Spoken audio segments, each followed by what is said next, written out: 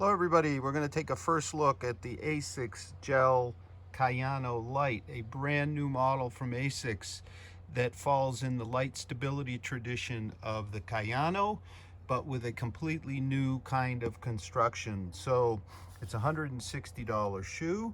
It's on sale now. It has a 31 millimeter heel, 21 millimeter forefoot. In terms of weight, it's 10.2 ounces or 289 grams. So at the same size, my 8.5 weights are in a 9, but we lose 0.85 ounces over the Kayano 27 or 24 grams. So it's a lot lighter. So I'm going to compare them here in a sec before I go for my run. But basically, instead of using plastic components, for example, the truss stick plate and also the firmer medial side foam of the Kayano 27. Here we go with essentially an inherently stable, wider midfoot platform and a 3D construction of the midsole. So you can see those midsole sidewalls are straighter than the lateral side. So we do still have gel. We don't have the big gel unit of the 27 over here, but we do have something called twist gel in the forefoot. Not sure exactly what that is. I'll tell you how it actually feels on the run. So we have a wide, stable and platform here. You can see how wide the heel is. The upper is a very nice engineered mesh.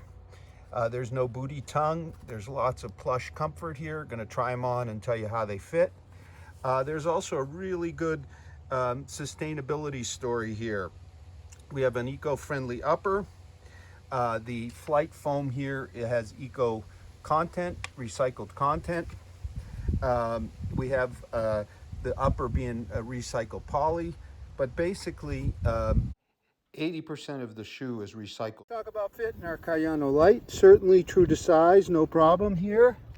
Mesh is soft but not overly soft. I'd say if you struggled a bit in the Nimbus Lite with its really unstructured toe box, this one really sits a bit more secure, and it's certainly broad enough. Of course, we've got the clutch, the ASICS clutch at the heel.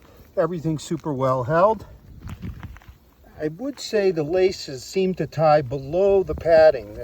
That tongue extension is a bit long, but not a bother. Hey, it sure is smoky out here. I'm going real easy today. A few first impressions after about 3 miles, mostly on tar on the rail trail. Now I'm on some dirt.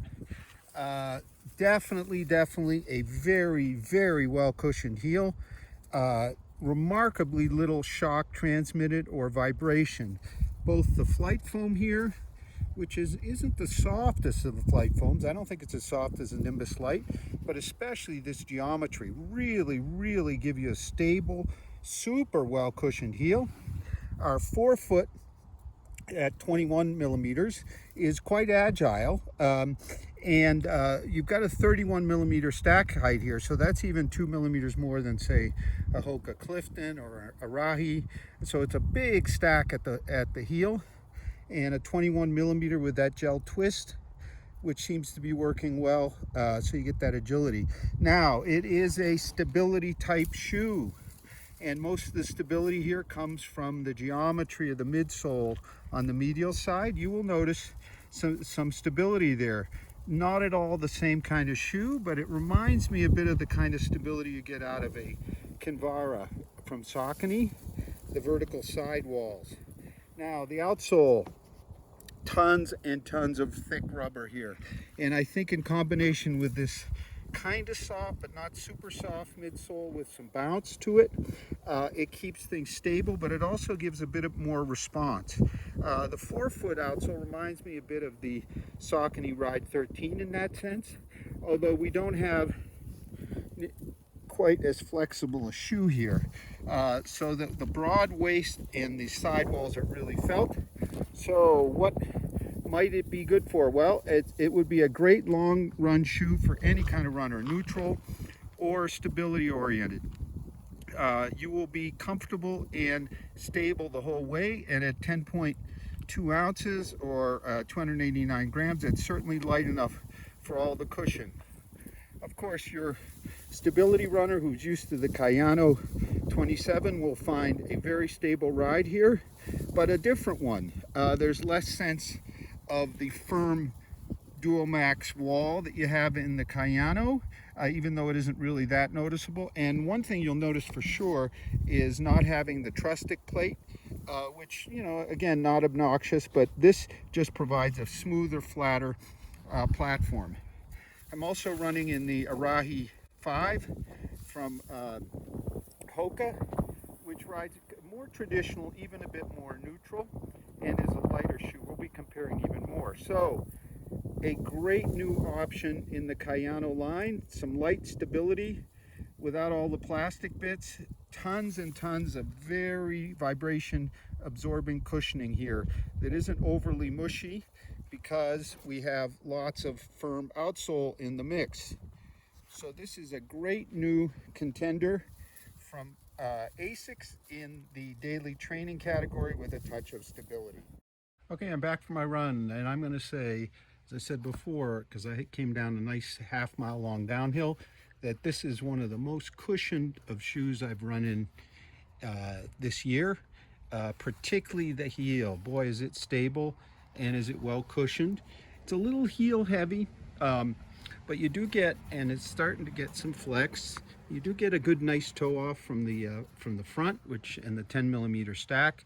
I'm going to call it a great daily trainer for slower paces and your recovery runs for both stability oriented folks and also neutral runners. You really don't notice that vertical sidewall that much. This will keep you nice, stable, aligned, and super well cushioned. About a few other shoes in the ASICS lineup for a bit of comparison. Two I have here, the Nimbus Lite and the Dynablast, and one I don't have here, the Novablast. It's interesting, the Novablast weighs about a little over half an ounce less, but has almost the same stack as our Nimbus Lite. But it's on a much narrower platform. Its foam is bouncier. It's far less stable. So you might think for the faster neutral runner, the Novablast might be the kind of the counterpart to this Kayano Lite. But for all around utility, at least for me, I think this is a better shoe.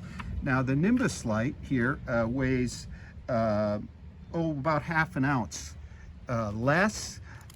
It has a very bouncy flight foam midsole, softer. I can already feel it by pressing. It's definitely softer than what we have in our Kayano Lite. It is much more flexible.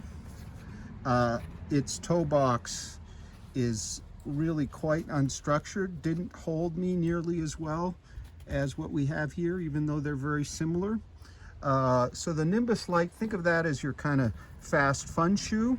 Certainly you could daily train in it, but its flexibility and sort of lack of front hold for me makes it more sort of the fast fun day shoe as opposed to a steady as she goes daily trainers.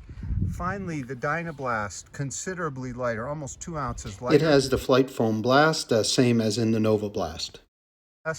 But on a more stable, lower drop platform, lower stack platform. So it's at 2816 versus our 3122. So you got considerably less stack, means it's a bit firmer.